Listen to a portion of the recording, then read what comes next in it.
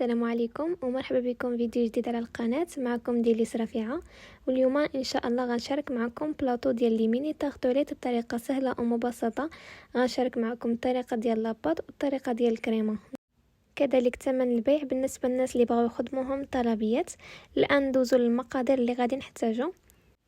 عندي هنايا 500 غرام ديال الدقيق، ما يعادل 5 ديال الكؤوس ديال العنبه، 250 غرام ديال السكر. عندي هنايا خليط ما بين السكر سنيده والسكر كلاصي، كذلك نفس الكميه بالنسبه للزبده 250 غرام، جوج حبات ديال البيض يكونوا متوسطين في الحجم، وملعقه صغيره ديال البودره ديال الفاني. يمكن لكم تعوضوها بساشيه ديال سكر فانيليا. الان ندوزو للطريقه ديال التحضير. ندوزو دابا للطريقه ديال التحضير. في واحد الاناء كبير حطيت الدقيق اول حاجه، ضفت عليه 250 غرام ديال الزبده اللي تكون ضروري بدرجه حراره المطبخ. الا كانت عندكم في الثلاجه فخرجوها من قبل. غنخلط جيدا حتى كنتحصلوا على واحد المزيج بهذا الشكل. ناخذ واحد الاناء اخر ونفرغوا فيه السكر ونزيدوا عليه البيض والفانيليا، نخلطوها بالخلاط اليدوي ولا غير بشي ملعقه حتى كينسجموا مزيان، وكنضيفوهم على الخليط الاول ديال الدقيق والزبده. هنا مباشره كنبدا نجمع العجين ديالي. الا بقات العجينه ديالكم خفيفه فيمكن لكم تزيدوا كميه اخرى من الدقيق. فبالنسبه للدقيق ممكن انكم تحتاجوا اكثر من 500 غرام. كيكون هذا هو الشكل ديال العجينه، ما كتكونش رطبه بزاف وماشي قاصحه في نفس الوقت، تقريبا بحال العجينه ديال الصابلي. عندي هنايا الليمون الصغار ديال لي طارطوليت، يمكن لكم تستعملوا اي نوعيه تكون متوفره عندكم. انا هنا ما دهنتهم لا بزبده لا حتى شي حاجه، فقط غنهز غير قطعه ديال العجين وكنحاولوا نسويوها ما تجيش غليظه وما تجيش رقيقه بزاف في نفس الوقت. صافي غنستمر بنفس الطريقه حتى كنكمل كل شيء. بالنسبه للالوان اللي استعملت، اللون الاخضر كنضيفو فقط ملون اخضر، ولي ميني طارطوليت ديال الشوكولا ضفت عليهم بودره ديال الكاكاو. مباشره غندخلهم من الفرن اللي يكون سخون من قبل على درجه 150، النار تكون غير متوسطه، وغندخلوهم غير من التحت فقط حتى كيطيبوا. هادو هما لي ميني طارطوليت اللي ضفت عليهم ملون اخضر وبودره ديال الكاكاو والمر. كذلك هنا غادي نعمرهم بالكريمه ديال اللوز. غنخلي لكم الطريقه ديالها اسفل في صندوق الوصف. بالنسبه لكميه صغيره اللي كفاتني 10 ديال الحبات ديال لي ميني طارطوليت، غنخلي لكم القياس بالضبط اسفل في صندوق الوصف. غنضيف هنايا من الفوق اللوز ايفيلي وغندخلو من الفرن يكون سخون من قبل على درجه 180، تكون مشعوله من الاسفل حتى كيقربوا يطيبوا. كنشعلوا لهم النار من الاعلى لواحد 5 ديال الدقائق. في هاد الوقيته غندوزو باش نحضروا الكريمه باش تبرد. عندي هنايا 3 ديال المعالق ديال الكريم باتيسري، 3 ديال المعالق كبار ديال السكر، غنضيف عليهم تقريبا 2 كيسان ديال العنبه ديال الحليب، وغناخذ واحد الخلاط اليدوي وغنخلط هذا الخليط مزيان. نحطو على النار اللي تكون متوسطه مع التحريك المستمر بدون توقف حتى كتعقد لينا الكريمه ديالنا وكترجع بهذا الشكل هذا. هنا غادي نحتاج 3 ولا 4 ديال الوريقات ديال الجيلاتين اللي رطبتهم في الماء البارد من قبل، وكنخلط مزيان. بالنسبه لهذا الخليط فغنقسمو. غناخذ واحد الكميه صغيره اللي غنضيف ليها 50 غرام ديال الشوكولا، من الاحسن تكون نوعيه جيده. انا هنا استعملت اقبل، نسبه ديال الكاكاو 55%.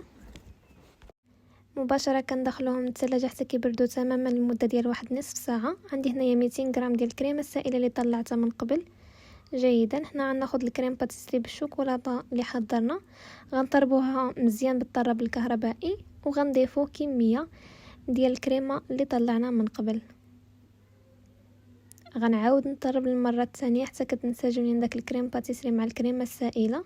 كيصبح لنا الخليط ديالنا بهذا الشكل هذا.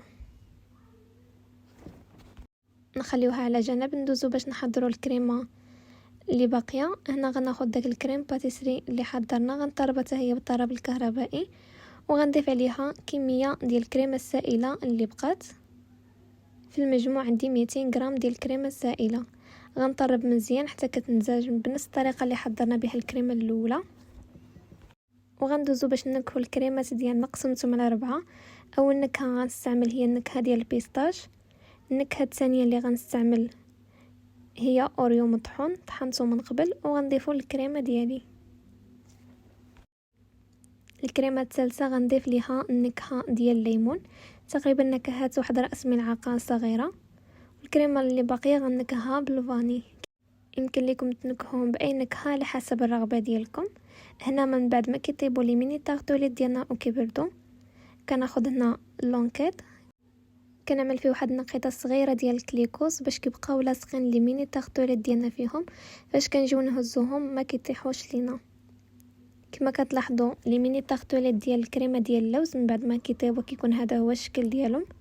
غنستف البلاطو ديالي هنايا اللي كيحوت 140 حبه، 8 ديال الشكلات، 6 ديال الحبات من كل شكل، وغندوز باش نعمرهم. خديت هنايا اول حاجه الكريمه ديال النكهه ديال الفاني، غنعمر بها جوج صفوفه ديال لي ميني طارطوليت.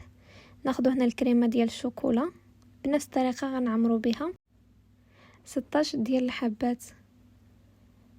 صافي هنايا غندوز باش ناخذ الكريمه بالنكهه ديال البيستاش، غنعمر بها لي ميني طارطوليت ديالنا اللي بالخضر، وغنكمل بنفس الطريقه بالنسبه للكريمه ديال الليمون والكريمه ديال الاوريو.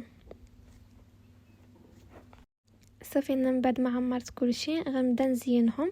التزيين كيبقى على حسب الاختيار، على حسب اللي متوفر عندكم. هنا زينت بقطع ديال التفاح، قطع ديال الفيريرو، قسمتهم كل حبه على 4 وزينت بهم.